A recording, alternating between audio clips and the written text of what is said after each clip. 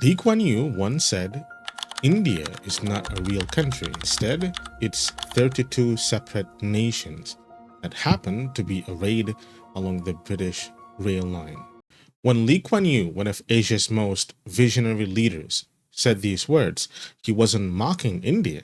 He was pointing to a deep and persistent truth, a truth that continues to shape India's trajectory even today. Why is China often seen as a global powerhouse, while India, with its massive population, rich history, and democratic system, still struggles to catch up? Why is it that when people talk about future superpowers, China often takes the spotlight, while India is still getting there? Let's begin with history, because to understand where we are today, we need to look back. China and India, both ancient civilizations, both rich in culture, philosophy, innovation, and tradition. But even in ancient times, the paths they walked were different. China was shaped by centralization. The Qing dynasty, over 2,000 years ago, unified China under a single emperor, standardized weights, language, and even how roads were built. That centralized mentality still echoes in China's governance today. India, on the other hand, was always fragmented. From the Mauryan Empire to the Gupta dynasty to the many regional kingdoms, India's story has been one of diversity, not just in culture, language, but in governance and power structures. Think about this. What happens when a nation has hundreds of languages, dozens of major regions, and a deeply divided regions? China from the start pursued unity. India from the start embraced diversity. And that difference matters more than we might think. Both India and China suffered under Western colonialism. But again, their experiences were different, and their reactions even more so. India was colonized for nearly 200 years. The British did not just exploit India's wealth, they reshaped the institutions, its economy, and even its identity. When India finally gained independence in 1947, it had to start from scratch, politically and economically, in a deeply divided society. China's story was more chaotic, but also more revolutionary. After the Opium Wars and foreign humiliation, China did not become a colony, but it was carved up by Western powers. The 20th century brought civil war, Japanese invasion, and eventually the CCP revolution. By 1949, China under Mao Zedong had declared itself a new kind of state, revolutionary, united, and fiercely independent. So here's the question. Who had a better shot at a fresh start? India building a democracy on colonial ruins, or China tearing everything down and starting from zero under one-party rule? In the decades that followed, India and China both struggled.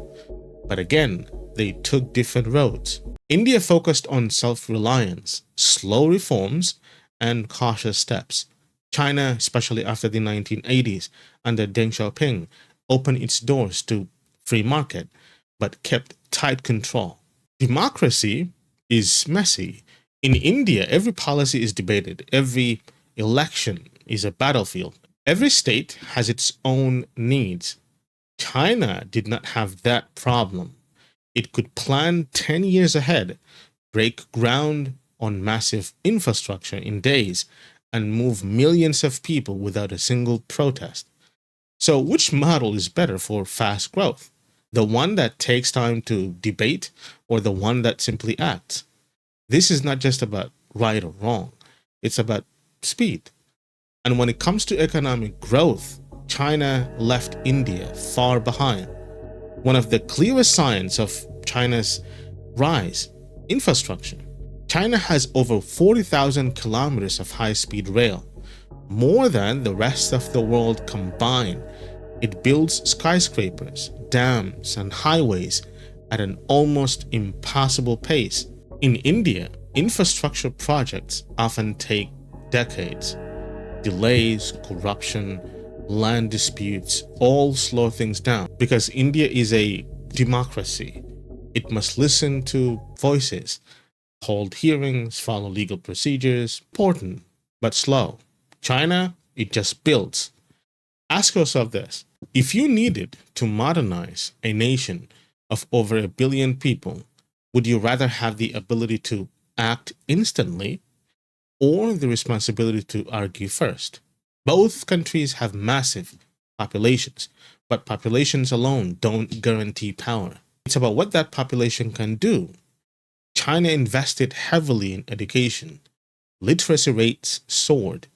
Technical training became a national priority. Chinese students began dominating in science, math, and engineering. To be fair, India also produced brilliant minds, especially in IT and medicine. But India's success is uneven. Urban elites thrive, while rural schools struggle with basics like electricity and toilets. The result? A divided workforce. Some are world class, others are stuck in the 19th century. How do you build a global economy if half your population is not ready to join it? China became the factory of the world. It focused on manufacturing and exports. That created millions of jobs, lifted hundreds of millions out of poverty, and built a powerful industrial base. India focused more on services, especially IT. Sure, India became a tech giant in some ways, but services don't create as many jobs as factories do, and they don't build deep industrial power. Can a country skip manufacturing and still become a superpower? India tried, China did not, and the results speak for themselves. Governance is the backbone of development. It's not just about policies, it's about how decisions are made and how quickly they're executed. In India, democracy gives everyone a voice, but not everyone agrees. Coalition governments often slow down progress. Policies can change with every election. Bureaucracy is deep and red tape is everywhere. China doesn't have elections in the Western sense, but it does have a highly organized long-term planning system. The CCP operates like a CEO, setting 5-year plans, tracking progress, and swiftly punishing failure. So here's a tough question. Is efficiency more important than freedom when it comes to development? India chose liberty first. China chose order. That choice echoes through every decision, from building highways to attracting investors. Corruption exists in both countries, but how it's handled is vastly different. India's corruption is open, local, and bureaucratic. Bribes for permits, delayed clearances, favoritism, these are daily hurdles for businesses and citizens alike. China had deep corruption too, but under Xi Jinping, the anti corruption campaign was swift, ruthless, and top down. Thousands of officials were jailed, and a message was sent: obey the party or pay the price. China's drive to get rid of corruption had restored investor confidence. It let China move forward. In India, anti corruption efforts are slower. Courts take years, investigations get buried, politics often get in the way. How can the nation progress if its systems punish honesty and reward delay? China, despite its many ethnic minorities, promotes one national identity: Chinese. The education system and political messaging all reinforce a singular story of unity and strength. India, in contrast, is a mosaic of identities: Hindu, Muslim, Sikh, Christian, Tamil, Bengali, and so on. It celebrates diversity, but that diversity often creates friction. Instead of focusing on long term development, leaders often have to manage identity politics. Is it possible to grow fast when you're constantly negotiating who you are? Unity makes decisions easier. Diversity makes them richer, but harder to execute. Furthermore, China's foreign policy is calculated. It invests in Africa, builds ports in Sri Lanka, offers loans to South America, and challenges the US in Asia. It's not just diplomacy, it's strategy. China's Belt and Road Initiative connects it to 60 countries. It's building a new world order, one project at a time.